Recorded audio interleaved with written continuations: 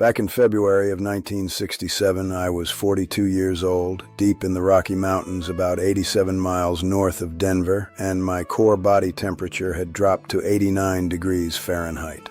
Normal is 98.6. Doctors told me later that anything below 90 degrees is considered profound hypothermia, and survival rates dropped to 20%. I was barely conscious. My hands had stopped responding to commands around 30 minutes earlier. My thinking was scattered, fragmented. I couldn't remember why I'd gone outside. That last part, that confusion, was actually the moment I knew I was dying, because I'd spent 40 years in this wilderness by that point, and confusion meant my brain was shutting down. The strange thing was, I wasn't cold anymore. That's what kills people in extreme hypothermia. Once you stop feeling cold, you've entered the final stage. And yet, I walked out of those mountains on my own 2 feet 3 days later. Not because I was lucky, not because rescue found me, but because 35 years earlier my grandfather taught me something that everyone else around us had completely abandoned by the 1960s. A technique so simple that most people in survival schools today still get it wrong. Everyone was using the standard recovery method back then. Rapid external rewarming. Blankets, hot liquids, movement. The medical establishment had decided this was the way. But I'd made a nearly fatal mistake following that exact protocol just 8 years earlier in 1959, when I got caught in an ice storm at 5,100 feet elevation. That time, someone tried to warm me up too fast. The result was something called afterdrop. My core temperature plummeted another 4 degrees below where it already was. I nearly died that night. It's a phenomenon most people don't understand even now. The blood vessels in your extremities constrict during hypothermia to protect your vital organs. When you warm those extremities too quickly, the blood rushes back into the core, bringing cold from the surface with it. That's afterdrop, and it can be fatal. So in 1967, when I realized what was happening to me, I made a choice that sounds completely insane if you don't understand the science. I decided not to let anyone warm me. If you like this kind of practical knowledge that can save your life, subscribe to the channel. I post a new survival technique every week, all tested by me during 40 years in the wilderness. All right, now let's get to what matters. My grandfather, William Oakes, was a trapper from 1889 to 1956. He worked the Canadian territories, primarily around the Athabasca region, and he lived through temperatures that dropped to minus 65 degrees Fahrenheit regularly. He'd seen men die from hypothermia, and he'd seen men recover. He'd studied the Sámi people of northern Scandinavia. These were the indigenous herders and hunters who survived in the Arctic year-round. He brought those techniques down to the Rockies and taught them to me when I was 7 years old back in 1932. My grandfather would say, "The body is fighting to survive. Don't fight against it, work with it." That single principle contradicted everything the modern medical world was doing by the time I reached adulthood. The second source of knowledge came from an unlikely place, a Ute elder named Joseph Collereau, who lived about 40 miles from where I'd built my cabin in 1940. Joseph was 93 years old when we first met, and he'd spent his entire life in those mountains. He taught me about passive rewarming, about the rhythm of survival. He told me, fast changes kill. The body wants slow. He explained that in his language there was a word, something close to simaqua, which meant the wisdom of patience in the cold. These weren't guesses. They were systems refined over thousands of years. The principle underneath all of this is actually quite simple once you understand human physiology. During severe hypothermia, your metabolic rate drops dramatically. I mean, dramatically. At 89 degrees, my metabolism was running at about 15% of normal. My heart rate had fallen to 32 beats per minute. My brain was operating on minimal power. Any sudden change, temperature, physical exertion, emotional stress, could trigger what's called the mammalian dive response, which causes immediate cardiac arrest.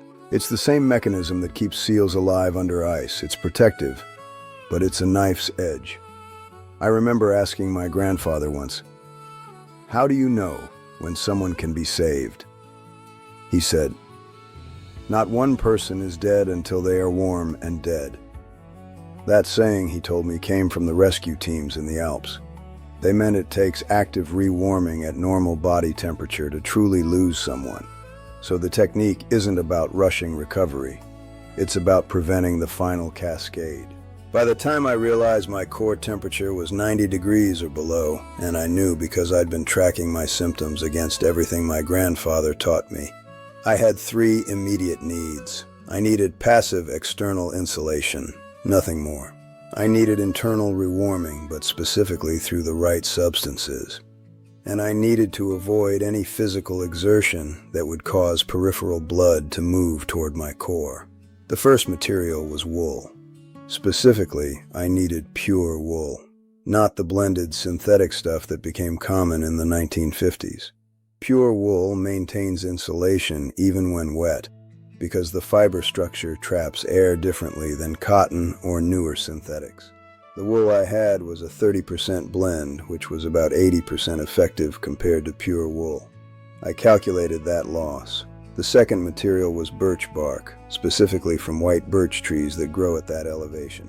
Birch bark in that region has an oil content of about 6 to 8%, and it creates a vapor barrier without being impermeable to moisture.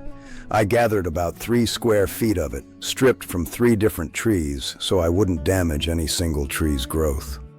The third material was dried spruce needles and resinous pine sap, which I'd collected and stored back at my cabin, about 2 ounces of it.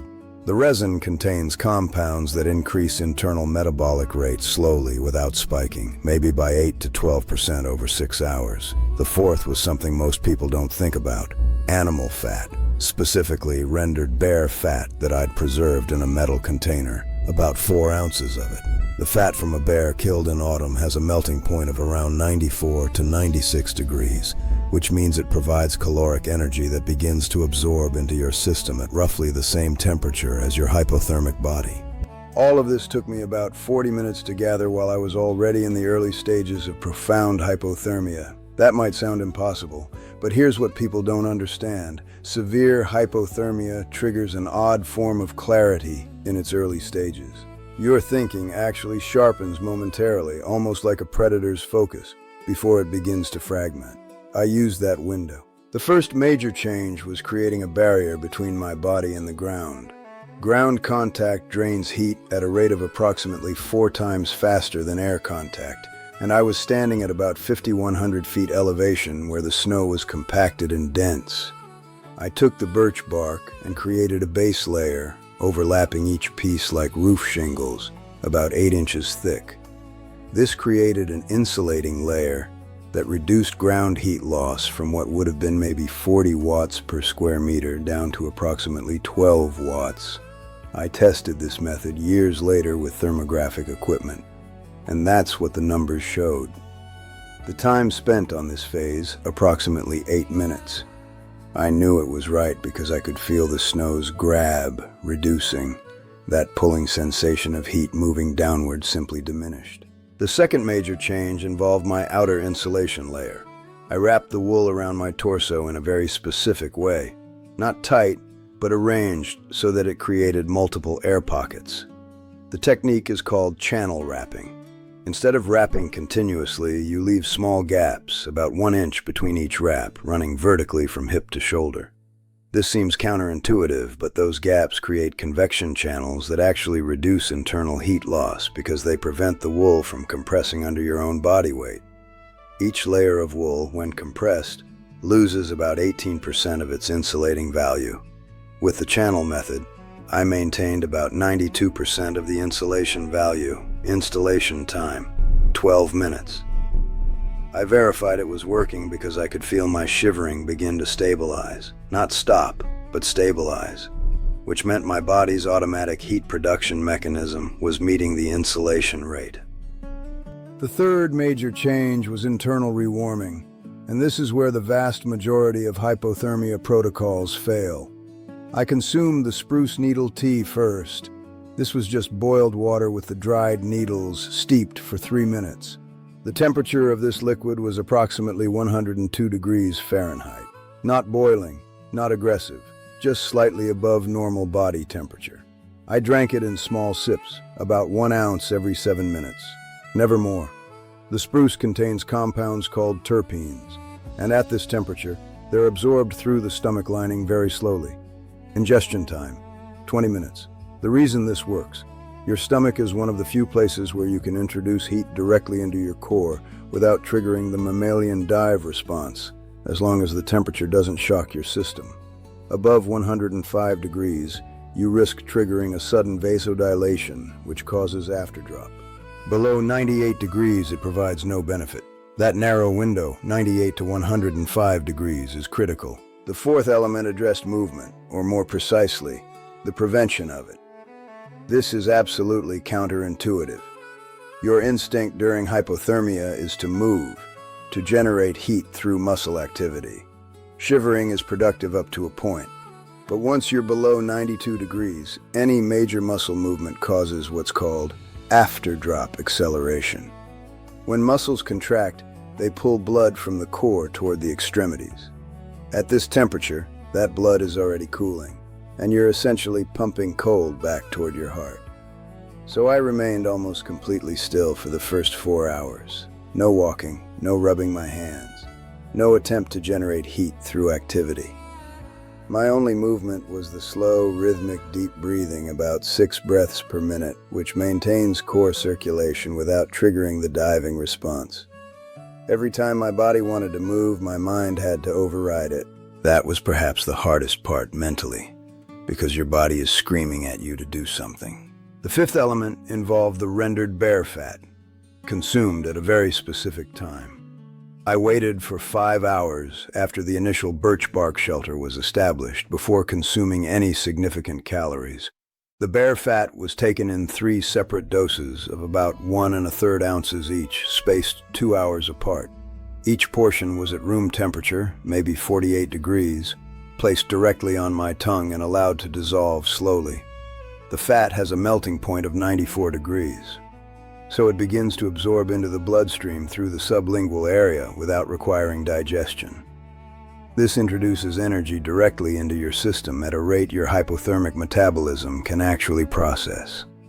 Faster fat consumption would create a sudden energy demand that your body can't meet at 15% metabolism, and that triggers a dangerous cascade. The entire process of consuming the fat this way took about 30 minutes spread across the 5-hour window. By hour 6, my core temperature had stabilized. It wasn't rising, but it had stopped dropping. That stabilization was survival. The validation phase is what most people skip when they're telling survival stories. They just say, "and I was saved." But this is the part that matters if you actually want to know whether something works. In 1967, I had no way to measure my core temperature during recovery, but I did have 3 measurable indicators. First, my shivering. It remained steady and controlled, which meant my body was generating heat at a rate that matched my insulation. Second, my mental clarity. By hour 8, I could perform complex calculations in my head, which meant my brain temperature was recovering in a controlled way. Third, my peripheral sensation. By hour 12, I could feel pressure in my fingertips again, which meant blood flow was returning to my extremities in a controlled manner, not suddenly. Historically, people recovered from hypothermia using the standard rapid rewarming method had a 45% chance of permanent nerve damage in their extremities. Among the handful of people using the Sámi passive method, that rate was closer to 8%. I had 0 permanent nerve damage. In 1959, after my first near-fatal hypothermia, where I was rewarmed too rapidly, I suffered what they call frostbite neuropathy for about 16 months. Constant burning sensation, inability to hold fine objects, significant pain. This time, recovery was complete within 72 hours. No pain, no damage, just full return to normal function by the 3rd day. Over the following decades, from 1967 until I left the wilderness in 1982, I used elements of this technique 4 more times in genuine life-threatening situations. Not practice runs. Actual emergencies where my core temperature dropped below 95 degrees. Each time the outcome was identical. Controlled recovery, no permanent damage, And critically, I was alive and capable of independent action rather than dependent on rescue. And this technique, refined and understood, applies directly to modern survival situations. If you're winter camping at 12,000 feet elevation and you get caught in unexpected weather, this is exactly what you need to know. If you're in a backcountry scenario where rescue might take 8 hours instead of 8 minutes, this becomes the difference between a story you tell later and a story that's never told because you're not around to tell it. People today have better gear than I had. They have synthetic insulators, they have GPS, they have emergency beacons, but they often have worse knowledge about what to actually do when things go wrong. Look, I spent 40 years learning these techniques the hardest way possible, alone, in the cold, making mistakes that almost cost me my life. My goal with this channel is to give you all that knowledge without you having to go through what I went through. If you want to learn more techniques like this, things that really work when you need them most, subscribe to the channel and hit the bell.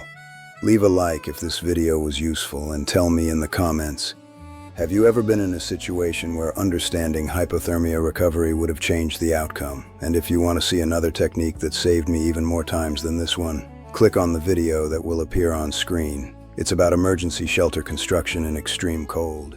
Remember that this channel presents fictional stories for educational purposes with production assisted by artificial intelligence. See you next time, and stay safe out there.